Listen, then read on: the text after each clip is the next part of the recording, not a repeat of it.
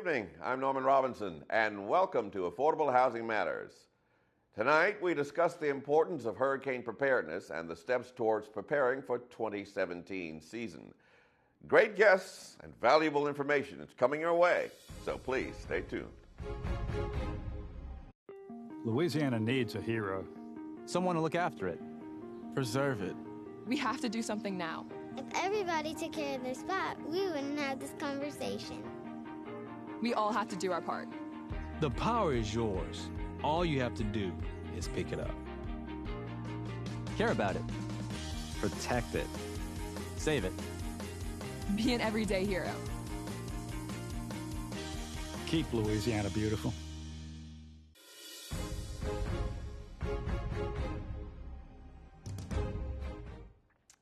Louisiana Red Cross exists to provide compassionate care to those in need. Through generous donors, volunteers, and employees, they share the mission of preventing and relieving suffering here and indeed around the world. Joining us now is Mr. Greg Rokes and Tim Burke with the Red Cross of Louisiana. Gentlemen, thank you for being here. Thank you. Thank you for having us. You're welcome. This is your season.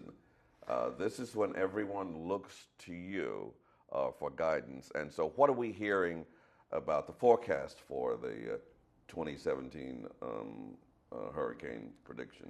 At the moment, they're predicting it to be a little above average, but whether above average or below average, the thing to keep in mind is it only takes one storm. If they're predicting, say, 17 storms and none come our way, we're okay. If they're predicting 5 and one comes our way, then we have a disaster on our hands. So the predictions don't really matter. What really matters is being prepared, right? The motto is, it only takes one. It only takes one. What are the stages of hurricane preparation?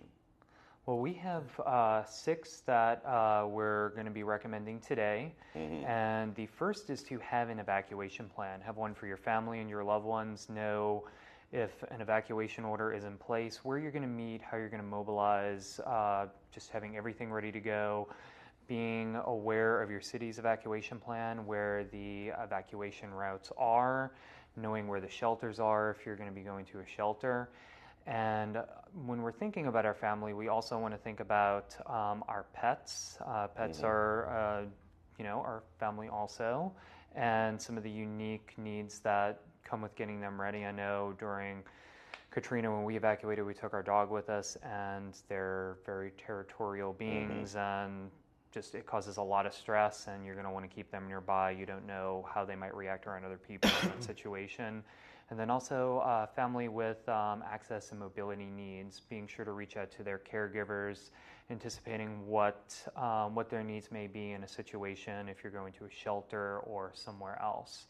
Another big component is being weather aware. When a storm is coming your way, be sure to constantly be checking in with your news stations, knowing what the predictions are, and being just informed as to when an evacuation order may be called.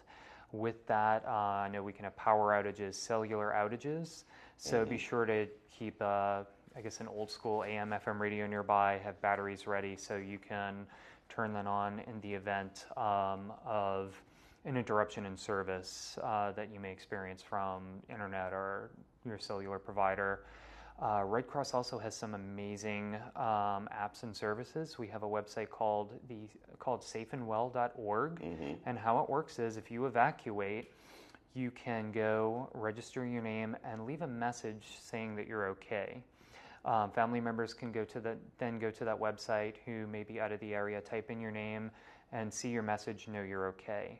Another way people can do this is through the Red Cross Emergency app, which is available in both the Android and iPhone stores. There's a way to leave safety messages there.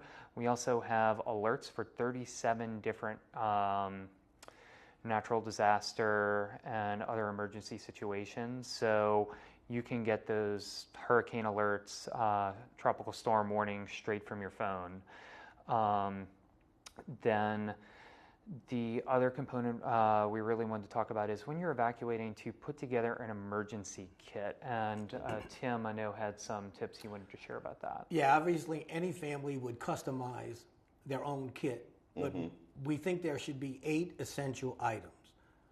Okay. Water, a gallon a day we recommend.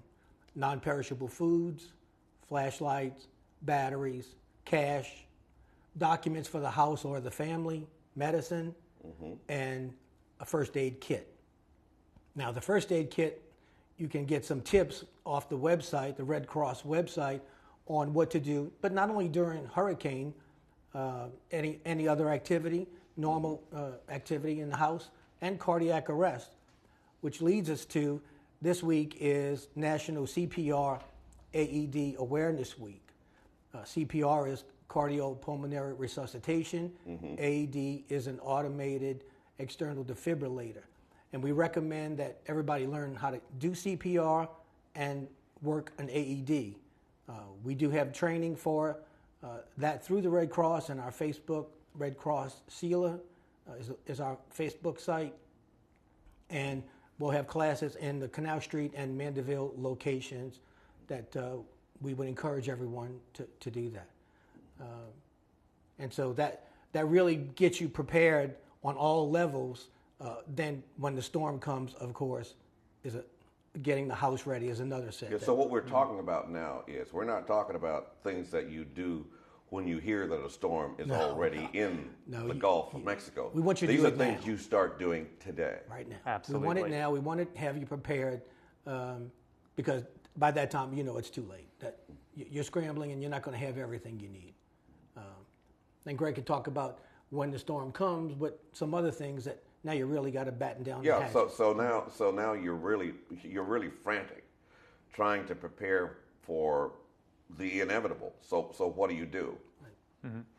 Well, after you have the emergency kit, you know your evacuation plans.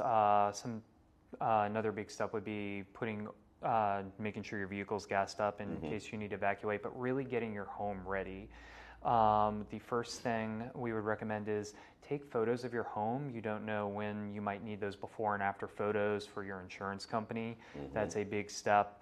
If you have storm shutters, be sure to put those over your windows and your doors. If not, get some firm plywood, have it measured out, and put that on there if they're really certain that the storm is coming your way. Anything you may have in your yard, any lawnmowers, cleaning items, anything Home like furniture. that are home furniture that could be picked up by the wind and cause damage to you or someone else's home. Be sure to secure that in a safe location. Drains, other things around your house that could gather water and contribute to flooding, make sure those are cleaned out. And just really making sure that your home is secure in terms of unplugging any appliances in your home, anything that could cause a fire, unplugging appliances in your home, propane tanks, making sure that those are unplugged, turned off. You may want to consider turning your gas off. If you do turn your gas off, do know that you will need to contact a professional to turn it back on. And then as we kind of get into the evacuation phase, what to do during a storm, if you're in your home, be sure to stay away from windows, doors, anything that can be blown in by the wind. If you do lose power, which is very likely, do not use candles. Be certain to use a flashlight. Candles are one of the number one ways to start a home fire, and the last thing you want is another emergency on top of the hurricane emergency that you're in. If you're in a vehicle, be sure if the water's rising very quickly, get out of your vehicle, go to higher land if you can. It only takes 6 inches of water to knock a person over and drag them away, and 2 feet of water for your car to be submerged and be carried away. So that's not a lot of water. That's not a lot of water buildup when you think about it. So be very careful and mindful of that. The catchphrase we always say is "turn around, don't drown." If you see a flooding situation ahead of you, don't go in that direction. And this is information that's common sense, but a lot of people take for granted. You take for granted or you forget, and in the moment of the anxiety, you forget about it. That's why we're asking, do it today. Print it off. It's on the website. There's other apps to have it handy. One other point about the water and the wind is another problem too. especially don't think just because of the hurricane and when it makes landfall. Before, when winds can be 50, 60, 70 miles an hour, if there's danger or you're in trouble, emergency personnel are likely not to come out in that either. So just don't think about, well, if they tell you Monday at 8 o'clock in the morning, that's no. Probably 24 to 48 hours when those sustained winds of 45, 50, 60 miles an hour are going, emergency personnel really can't respond in that kind of sustained wind. So you really have to, it's a day to really beforehand, before people say about landfall. So considering what we experienced during Hurricane Katrina, it's probably not a good idea to stay in your house or your apartment. That's a completely different decision. Yeah, yeah, that's a. Absolutely, but keeping the safety tips in mind, we'll evacuate for a hurricane, but the enormous flooding situation we experienced last year in Baton Rouge, which was a multi-billion disaster, that wasn't even declared a tropical depression, and that happened literally overnight. So that's why it's important to really get ready now, because you don't know when a situation like that can creep up. I mean, this is really the time of year when these situations do arise for our region. Really, hence the motto, it only takes one. I mean, that is a classic example. It wasn't even named anything, and look what it did. So, those kind of lessons need to be taken to heart and logged firmly in your memory. Right. Absolutely. So, and real quick about insurance, talking about that storm, many of those people didn't live in floodplains or flood zones, so they didn't have insurance. If you want it, please get it beforehand, because once the storm enters the Gulf, you can't get the flood insurance. So do what you need to do now. Do what you need to do now, and I think a big thing also to mention is that homeowners insurance and flood insurance are two different policies. Yeah. Well, Mr. Rhodes, Mr. Burke, with the Louisiana Red Cross, thank you for being here, and thank you for sharing your information. Absolutely. Thank you for having us. You're very welcome. Thank you. When we return, we will be joined by the Category 5 General, Lieutenant General Russel Honore. Don't go far.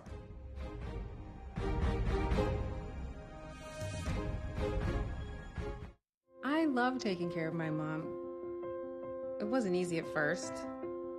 She learned how to better communicate her needs. And you learned how to not ignore yours. I discovered how to make healthier meals. And I discovered how much I enjoyed them. Becoming a caregiver is a learning experience for everyone. Find articles, tips, and tools from experts and others who have been in your place. The Caregiving Resource Center at aarp.org/caregiving.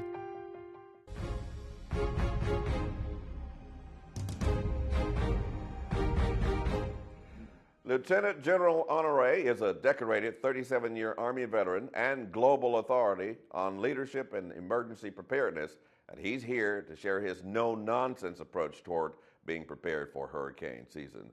Welcome, General Honore. Well, it's good to be here with you. It's good to be back in the city. Well, it's a pleasure to have you on this program. Now, after Katrina, when you retired, you were going to educate the nation, if not the entire international community, on a culture of preparedness. Yes, sir. Now, how's that going? Are we still stuck on stupid? No, we're doing a lot better, but we have a long ways to go because the challenge continued to get larger. We were speaking from our point of knowledge after Katrina on what we knew. Right. But there's a lot more we know since Katrina, and when we look back and said, how did the storm come in so strong? How did it have such a high water surge into the city? That hadn't happened before. How did it put that 18-foot water in through Lake Borg and a lot of that was attributed to we've lost a lot of our wetlands. And then that has started a different discussion in the community, and the Coastal Protection Agency, along with the government and many others, are working on how we can restore and protect our wetlands, which means we are a lot more vulnerable. Some people call that climate change. I call it pollution, because much of that wetlands we lost was because of the exploration canals that were left in from the oil and gas business that never were closed. But everybody's entitled to different opinions on that. The fact is, we've lost our wetlands. So we need to restore. So given that understanding, of where we are now? How prepared are we when it comes to protecting ourselves from another hurricane? I think government is a lot better. We will see, we had 2 hurricanes. Katrina came in on a weekend, as well as Gustav. And we saw a big improvement between Katrina and Gustav in terms of evacuation. There was one thing that remained is that there was a Saints game the Friday night before both hurricanes. We can't continue to do that because it disrupts the evacuation. Because there are people thinking, well, if the Saints go play a game, we can stay too. Exactly. And that muddles up. Now, both of these happen on a Friday, Saturday, and Sunday. So if that model happens again, and it's the last week of August, and we have one of those sporting events, we need to make sure that people understand. And the other piece too is to get the schools closed and to get the evacuation started. We've got a $14 billion levy system that is built to a level 3. You know what I'm saying? The word guarantee or warranty is built to a level category 3. But that doesn't mean a lesser storm couldn't overtop it, because surge has as much impact on whether the levees hold or not. And so we put $14 billion into it.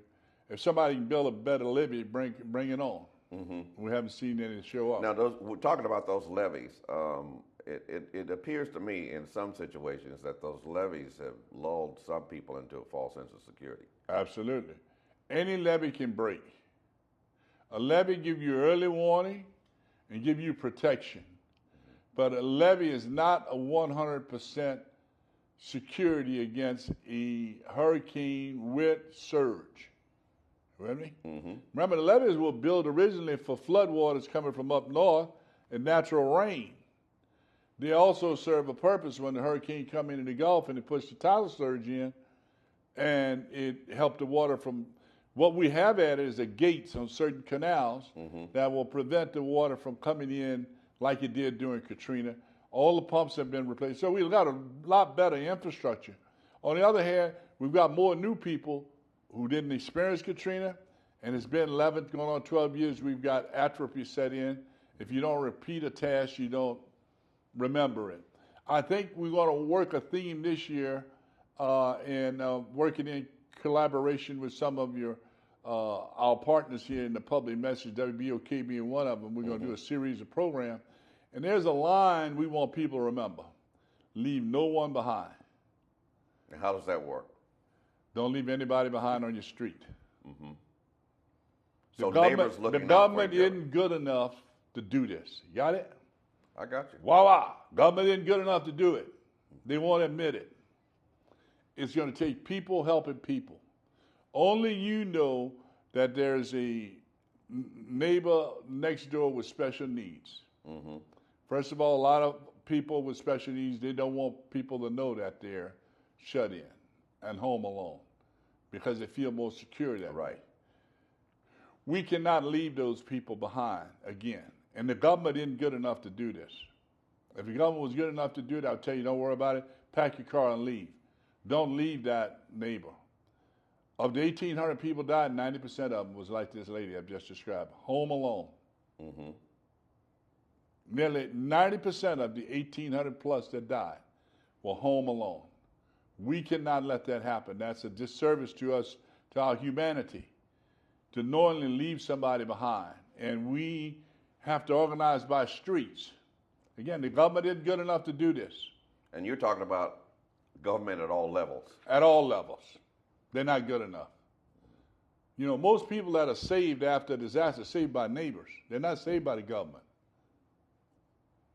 Hello. Yeah, we saw that during Katrina. Most of the people who saved during Katrina, I mean, where their lives were actually pulled out of the water, were not pulled by a search and rescue team. They were pulled by neighbors saving neighbors. How do we take that and put it into practice before the disaster? Leave no one behind is the message we want to say. So how does it happen? Some concerned citizen on the street, just like they come together and said, hey, we want to put street lights up. We go see the government, street lights come up. Somebody on that street has to be the leader. whether they're designated or informal. And somebody on that street said, hey, when it's time to evacuate, who's going to check all the house? Who's going to take care of Miss Smith? Who's going to take care of Miss Jones over there and Mr. Brown over there? Who's going to get them out? So how do you initiate that kind of culture, General? Well, we're coming up with Hurricane Preparedness Week. It's the first week of hurricane season. Now's the time to do it, and we need to generate that through public message. But I think we also need, the government need to inspire this to happen. So the government needs to admit that it has it's to not good rely enough to do on it. The people. Yeah, it's not good enough to do it. It's not efficient enough because the task is too big. It was like everybody calling for the police at one time on every street. It won't work. You'll never have a big enough police force. But we're going to save each other anyhow. Let's save them before the storm comes. Let's get to the left side of the problem and figure out how we're going to evacuate this city and do it effectively. And oh, by the way, don't leave the pets behind either. Now, the first law that passed after Katrina was the pet law, safety law. So now the federal government requires for any evacuation that the local and state governments have a plan for where the pets go. They can no longer just tell people, hey, you can't bring your pet here. Yeah, that was heartbreaking to see those pets that were tied up in the backyards of people who just gone away to live. We've gotten a lot better, but we were complacent too. Everybody thought this would be a normal storm. You run to your cousins in Lafayette for the weekend or up in Jackson, Mississippi, you have a good weekend, you burn out your freezer, and you come back home on Tuesday. This was not normal. We're living in a new normal now. There's no such thing as normal. So we can't take anything for granted now. No, sir. Just assume it was going to be bad as the baddest one we've ever seen. If we keep that in mind, we'll be prepared. If we plan for the worst and prepare for the best, we're going to be in a lot of trouble. Now, you talk about planning, and I don't know if you remember this, but we had this discussion about housing. We're still building houses on slabs. Make no sense. Is that smart? Make no sense. You should be building at least 1 foot above the last known high water mark. So the high water mark for Katrina, you know where it was in the ninth. Let's use the ninth ward, right? If you go to those houses, what about shoulder deep? Yes, sir. Down where Fats Domino lived, it was almost to the eaves on the house. Okay, so let's say 8 foot. You need to have 1 foot of freeboard above that. And you need to have flood insurance. The problem with flood insurance is too expensive. The people who need flood insurance the most can't afford it. That's how expensive it is. It could cost you anywhere between $1,500 and $3,000 a year for flood insurance. You got to pay it all at one time. I don't know why the government came up with something so stupid. The people who struggle to pay this can't afford to pay it. Well, they tell people, put it on a credit card. That's stupid.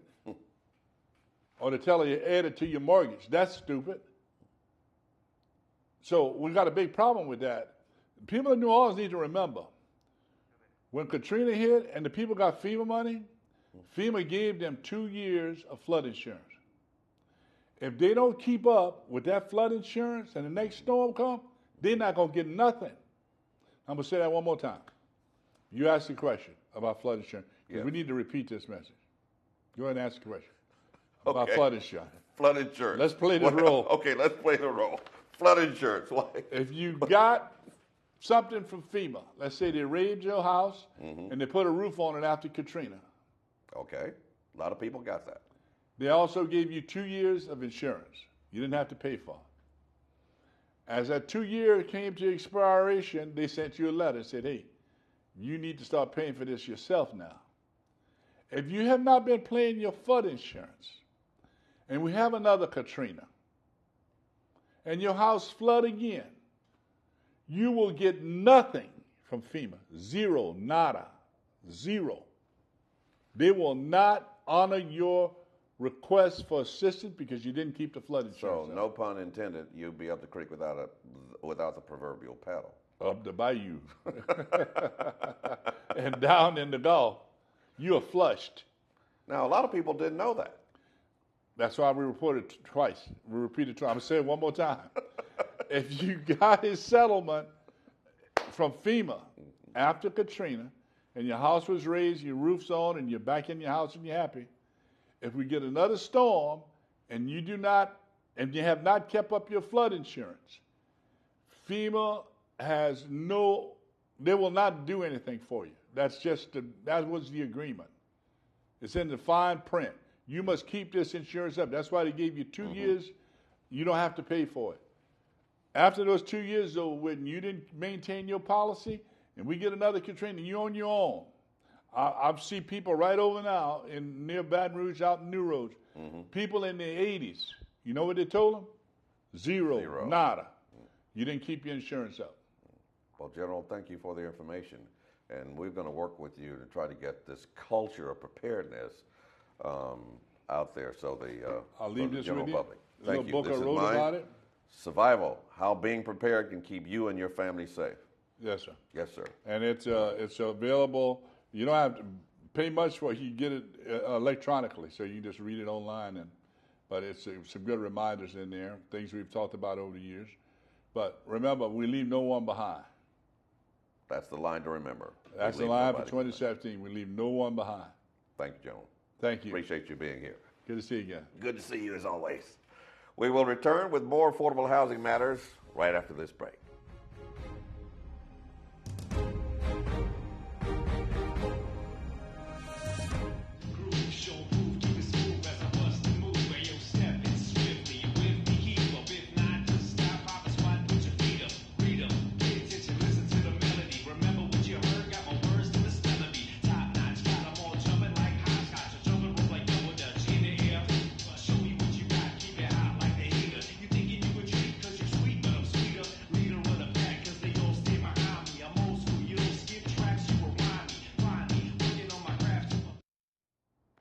That will do it for us here on Affordable Housing Matters. And remember, if you would like to rewatch this and other episodes of Affordable Housing Matters, go to WLAE.com and click on the programming link. There you can watch this episode and all past episodes of Affordable Housing Matters. Thank you for joining us this evening. I'm Norman Robinson. Have a good night.